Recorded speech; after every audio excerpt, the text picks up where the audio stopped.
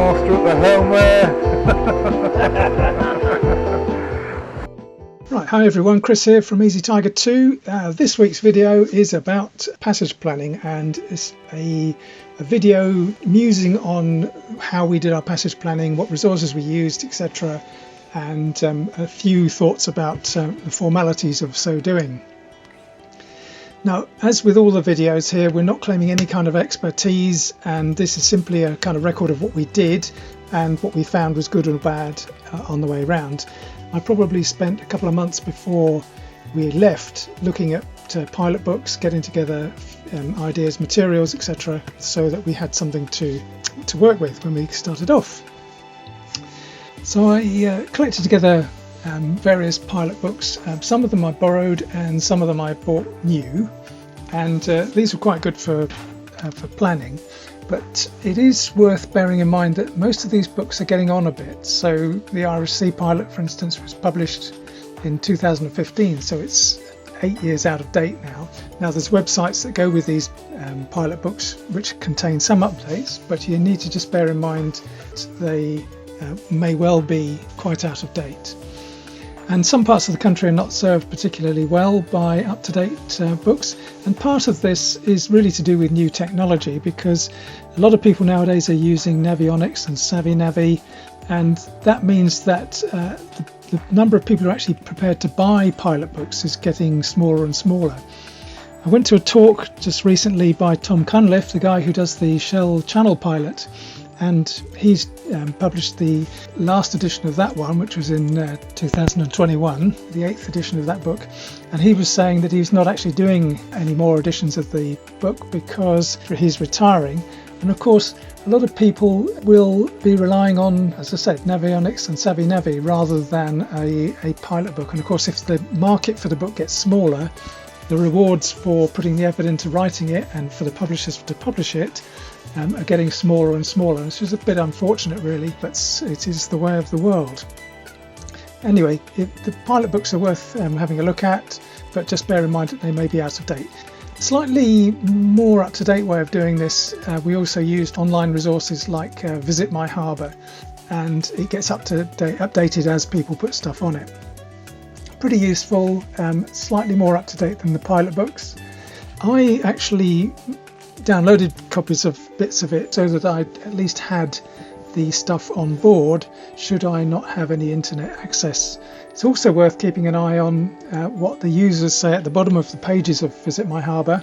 So for instance, we're looking here at Lossiemouth, which we went to, and if you remember from the episodes, the thing about Lossiemouth was it's quite shallow and we could only get in there at neaps. The user updates here, the most recent one there was from July 2022, which is great, but there are some interesting little things to be found in these comments, like for instance this one that says that catamarans and trimarans are banned from Lossiemouth. Now I don't know whether that's true, but it certainly looked like a place where it would be difficult to take a catamaran or a trimaran. Yet another place to ring up if you're in any kind of doubt. Okay, then on to plotters and what we used to navigate while we were going around. So we did have some paper charts, but really we relied mostly on electronic stuff. Down below we had this old Ray Marine system, which was it must be coming on for 20 years old now. Its charts have been updated a couple of times, but we tend not to use it because you can't see it from up on deck, so we rely more on tablets than on this plotter. Nice little plotter though, very good bit of kit. So you'll have seen in the rest of the episodes that we use Navionics quite a lot, and I'll have talked quite a bit about that. So I'll say a little bit more about SavvyNavi, which we also used. Now, SavvyNavi is a rival to the Navionics system, and it attempts to be better by having the facility to bring in a wind forecast and to use that in combination with the tides to plot you a course. So just as a little example here, I've plotted a course which was from Christchurch to Cowes on the Isle of Wight. And as you can see from this particular one, that if I left at 17:30 on Thursday the 2nd of February, I'm going to have to go out to sea quite a bit and then come back in and then hook myself around the Hurst Castle entrance to the Solent. If I had relied entirely on the navionics system and its automatic plotting, you can see it just tries to take you straight there. It doesn't really take any account of the wind.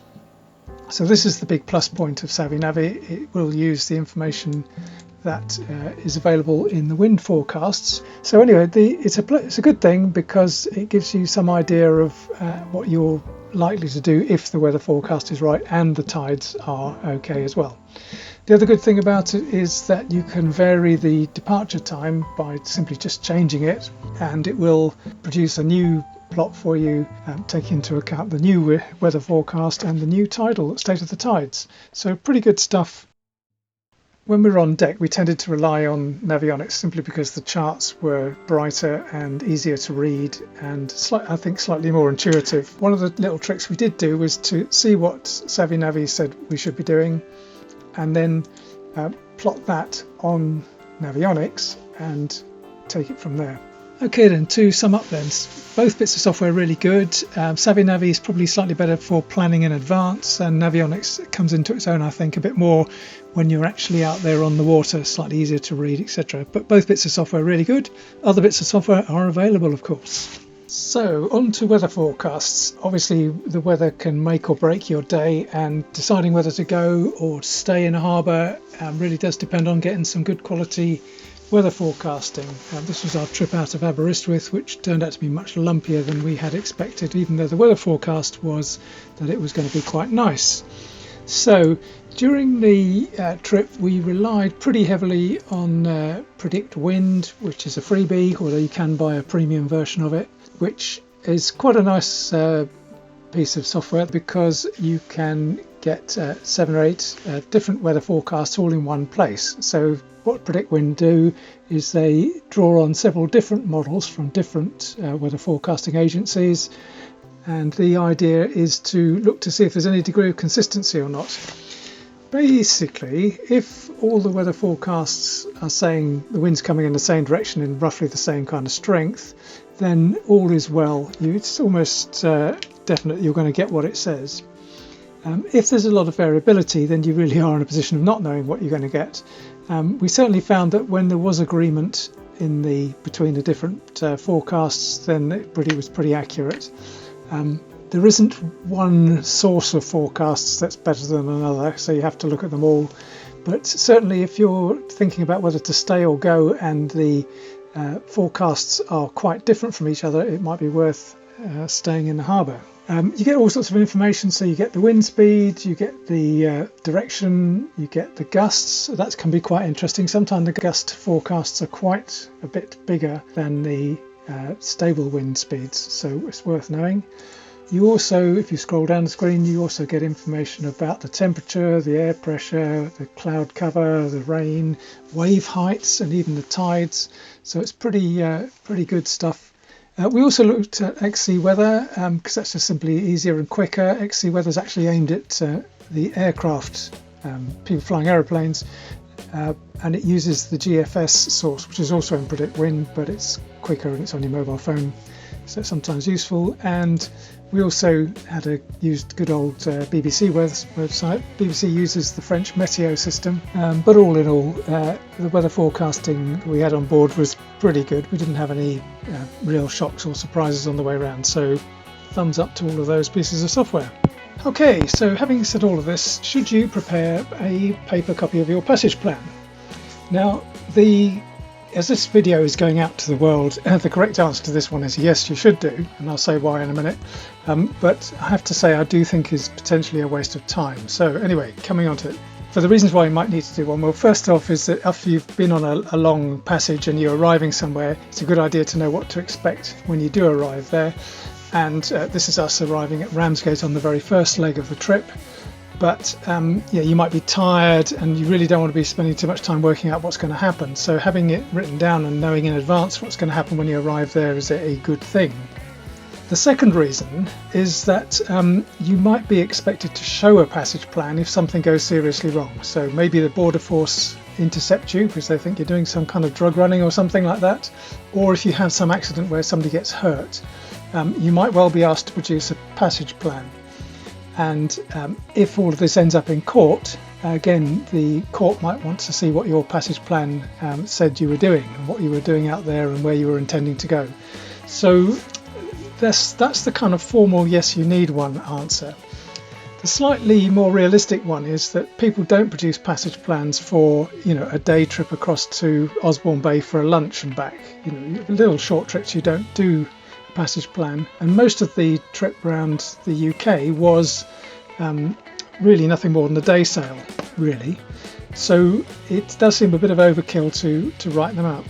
Now, I've given an example here of pictures of one of the templates we used for passage planning. There are loads of these on the internet. Just search for them in Google.